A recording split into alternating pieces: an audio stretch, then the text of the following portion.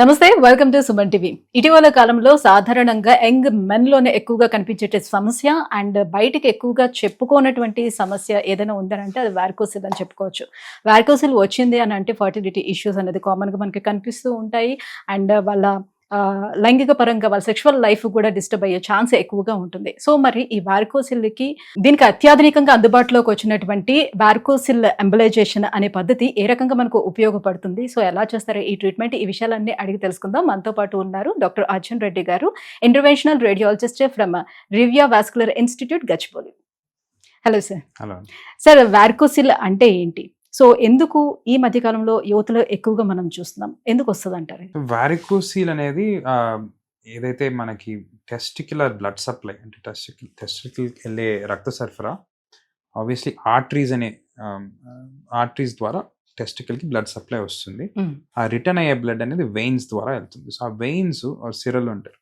ఆ వెయిన్స్ ఏదైతే గొనాడల్ వెయిన్స్ అని అంటాం, అంటే టెస్టికులర్ వెయిన్స్ని గొనాడల్ వెయిన్స్ అని అంటాము. సో ఆ వెయిన్స్కి బ్లడ్ తిరిగి వెళ్ళే మెకానిజంలో ఏమైనా ఫెయిలియర్ ఉన్న వారికోసిల్ అనే ఇబ్బందులు వస్తుంటాయి. సేమ్ వారికోస్ వెయిన్స్ లాగే ఇందులో కూడా ప్రాసెస్ ప్రాబ్లం సేమే అండి. సో వాల్వ్స్ డిస్ఫంక్షన్ అంటే వెయిన్స్ లో కొంచెం చిన్న ఒక డోర్స్ లాగా ఉంటాయి ప్రతి ఫ్యూ సెంటీమీటర్స్, ఈ వాల్వ్స్ అని అంటాం. ఈ వాల్వ్స్ ని జనరల్ గా దాని ఫంక్షన్ ఏంటంటే బ్లడ్ ని పైనకే వెళ్ళేటట్టు చూసి రివర్స్ అవ్వకుండా అవి ప్రివెంట్ చేస్తాయి. ఈ వాల్వ్స్లో ఇష్యూస్ వచ్చినప్పుడు కానీ ఆర్ కొంతమందికి ఈ డ్రైనేజ్ సిస్టంలో ఎక్కడైనా ప్రెషర్ ఉండి బ్లాక్ ఉన్నా ఈ వాల్వ్స్ డ్యామేజ్ అయ్యే ఛాన్సెస్ ఉంటాయి. సో ఇండివిజువల్గా మోస్ట్ ఆఫ్ ద పేషెంట్స్కి ఈ వాల్వ్స్లో డ్యామేజ్ అయిన దానివల్ల ఈ వారికోసిల్ అయ్యే ఛాన్సెస్ ఉంటాయి. అండ్ కామన్గా చూస్తే లెఫ్ట్ సైడెడ్ మనం ఎక్కువ చూస్తాము.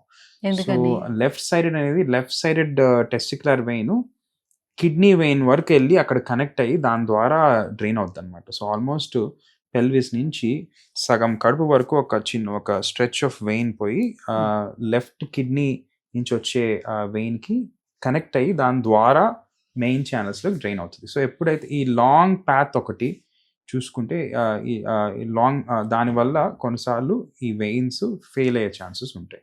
సో అదే రైట్ సైడ్ టెస్టికులర్ వెయిన్ చూస్తే డైరెక్ట్గా పోయి అది కూడా దానికి లాంగ్ పాత్ ఉంటుంది, బట్ డైరెక్ట్గా ఈ మన మెయిన్ ఛానల్స్తో డ్రైన్ అవుతుంటుంది. సో ఎక్కువగా మనం మగవారికి చూస్తే ఈ లెఫ్ట్ సైడెడ్ వారికోసిల్ అనేది చాలా కామన్గా ఉంటుంది. సో ఈ వారికోసిల్ వచ్చినప్పుడు ఆబ్వియస్లీ బ్లడ్ సర్క్యులేషన్, టెస్టిస్లో బ్లడ్ సర్క్యులేషన్ అంటే కంజెషన్ వల్ల ఇలాంటి ఇష్యూస్ వచ్చి పెయిన్ కానీ లేదంటే స్పర్మ్ ఏదైతే జనరేట్ అవుతుందో ఆ పోర్ క్వాలిటీ సీమెన్ స్పర్మ్ రావడం కానీ ఆర్ ఇన్ జనరల్ లో స్పర్మ్ కౌంట్స్, స్పర్మ్స్ జనరల్గా మూవ్ అవుతాయి. సో మొటిలిటీ అని అంటాం. ఆ మొటిలిటీ పోర్గా ఉండడం వల్ల ఇన్ఫర్టిలిటీ ఇష్యూస్ కూడా ఫేస్ చేస్తుంటారు. సో ఇలాగా ఉన్నప్పుడు ఆబ్వియస్లీ ఒక ఆండ్రాలజిస్ట్ దగ్గరికి వెళ్ళినప్పుడు ఆర్ ఒక యూరాలజిస్ట్ దగ్గరికి వెళ్ళి ఆర్ జనరల్ వేరెవర్ డయాగ్నోస్ చేసిన తర్వాత ఒక డాప్లర్ స్కాన్ అనేది చేస్తాం. సో ఒక స్క్రోటల్ డాప్లర్ స్కాన్లో కానీ ఒక ఫస్ట్ క్లినికల్ ఎగ్జామినేషన్ అయిన తర్వాత ఏమైనా సస్పిషన్ ఉంటే వారికోసిల్ ఉందని ఒక డాప్లర్ స్కాన్ ఆర్డర్ చేసినప్పుడు ఆ డాప్లర్ స్కాన్ కూడా ఒక స్పెసిఫిక్ విధానంగా చేయాలి. ఈ వారికోసిల్ని ప్రాపర్గా డయాగ్నోస్ చేయాలంటే నిలబడి ఉండాలి పేషెంట్. సో అట్లా చేసినప్పుడు అది ఒకవేళ డయాగ్నోస్ అయితే దాని తర్వాత దానికి ట్రీట్మెంట్ అవసరమా లేదా, కన్సర్వేటివ్ మేనేజ్మెంటా, మెడికల్ మేనేజ్మెంట్ ఆర్ ఏదో ఒక సర్జికలా లేకపోతే ఏదో అనేది ఒక డిసైడ్ చేసిన తర్వాత these patients can go ahead. So ఇప్పుడు సిమ్టమ్స్ అనేవి అందరిలో ఒక రకంగా కనిపిస్తాయా, అసలు సిమ్టమ్ లేకుండా కూడా ఉండొచ్చు అని అంటారా? అంటే ఇప్పుడు సిమ్టమ్ లేదని అనుకోండి, సో ఎవరైనా కొత్తగా పెళ్ళైన వాళ్ళు అయితే డెఫినెట్గా వాళ్ళు వెళ్ళి చెక్ చేయించుకుంటారు, బికాస్ వాళ్ళ పిల్లలు పుట్టకపోవచ్చు, వెళ్ళి చెక్ చేయించుకొని వాళ్ళు బయటపడచ్చు. ఒకవేళ పెళ్ళి అయిన తర్వాత పిల్లలు పుట్టిన తర్వాత కూడా ఎవరికైనా వచ్చింది అనుకోండి, సో సిమ్టమ్స్ లేనప్పుడు వదిలిపెట్టేస్తారు కదా, సో ఎలా తెలుసుకోవచ్చు? అలా వదిలిపెట్టడం వల్ల, నెగ్లెక్ట్ చేయడం వల్ల కూడా ఏమైనా ప్రమాదం ఉంటుందా? సో మరి పేషెంట్ అండి, కొంతమందికి అసలు వారికోసిల్ ఉన్నా ట్రీట్ చేయాల్సిన అవసరమే ఉండకపోవచ్చు. సో అది కంప్లీట్గా క్లినికల్గా సైలెంట్గా ఉండొచ్చు. సో కొంతమందికి ఆ వారికోసిల్ వల్ల ఇంపాక్ట్ ఉండి ప్రాబ్లమ్స్ రావచ్చు. సో మేము జనరల్గా ఐ థింక్ యాజ్ ఫిజిషియన్స్ ఏ పేషెంట్కి ట్రీట్మెంట్ అవసరమా లేదా అనేది ఒకసారి వెన్ వి ఎగ్జామిన్ మేము డిసైడ్ చేస్తాము.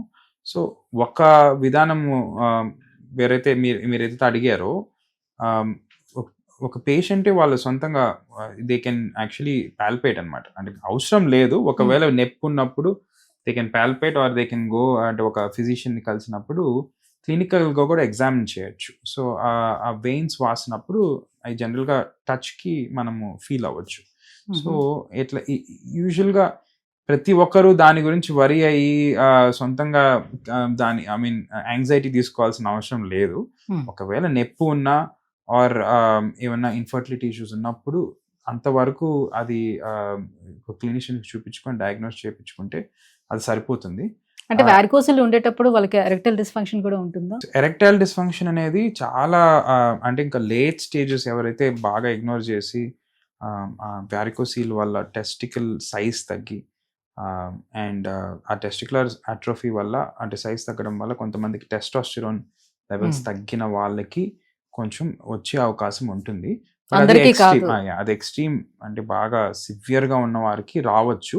సో ఇప్పటివరకు ఎవిడెన్స్లో కొంచెం హయ్యర్ అసోసియేషన్ అయితే ఉంటుంది. అంటే వారికోసీల్ సివియర్ వారికోసీల్ ఉన్న వారికి slightly higher risk of ED ఉండడము. But it is very specific అండి. అది నేను చెప్పినట్టు సివియర్ స్టేజెస్లో ఉన్న వారికి, అది ప్రతి ఒక్కరికి వస్తుందని ఏమి ఉండదు. సో గతంలో ఈ వారికోసిల్కి ట్రీట్మెంట్ అనేది ఎలా జరిగేది? ఇప్పుడు మనకు అందుబాటులో ఉన్నటువంటి వారికోసిల్ ఎంబోలైజేషన్ ట్రీట్మెంట్ ఏ రకంగా ఉపయోగపడుతుంది? సో ఎంత అడ్వాంటేజెస్ ఉంటాయి దీంట్లో? సో ట్రెడిషనల్గా కన్జర్వేటివ్ ట్రీట్మెంట్ చూసుకుంటే స్క్రోటల్ సపోర్ట్స్ అవి అడ్వైస్ చేస్తారు అండ్ కొన్ని ప్రికాషన్స్ చెప్తాము. బట్ అది బాగా సివియర్ అయినప్పుడు ఆర్ ఏమైనా ఫర్టిలిటీ ఇష్యూస్ ఉన్నప్పుడు సర్జికల్ ట్రీట్మెంట్ కానీ or any kind of intervention suggest చేస్తారు. సో సర్జికల్ ట్రీట్మెంట్స్ కానీ చూస్తే వారికోసిలెక్టమీ ట్రెడిషనల్గా ఒక చిన్న ఇన్సిషన్తో గ్రాయిన్ దగ్గర చిన్న ఇన్సిషన్ చేసి అక్కడ ఉండే ఈ చెడిపోయిన వెయిన్స్ని సర్జన్స్, ఆండ్రాలజిస్ట్ కానీ యూరాలజిస్ట్ కానీ క్లోజ్ అది ఆ వెయిన్స్ని టై చేసేటట్టు సర్జరీ ఉంటుందండి.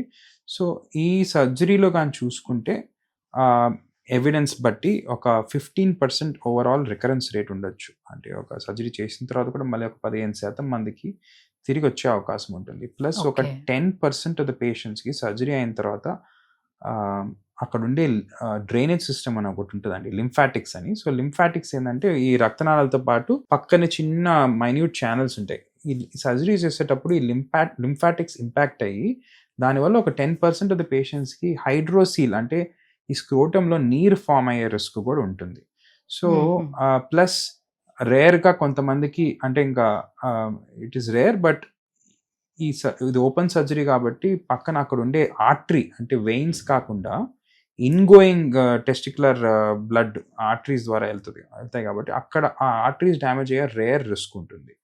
సో ఇది ట్రెడిషనల్ వారికోసిలెక్టమీ. దాని తర్వాత మైక్రో సర్జికల్ వారికోసిలెక్టమీ అనేది ఇంకా చాలా అడ్వాన్స్డ్ మైక్రోస్కోప్తో కొంతమంది సర్జన్స్ చేస్తారు. సో ఆ సర్జరీ దాంతో కొంచెం రికరెన్స్ రేట్ మచ్ బెటర్ అనమాట.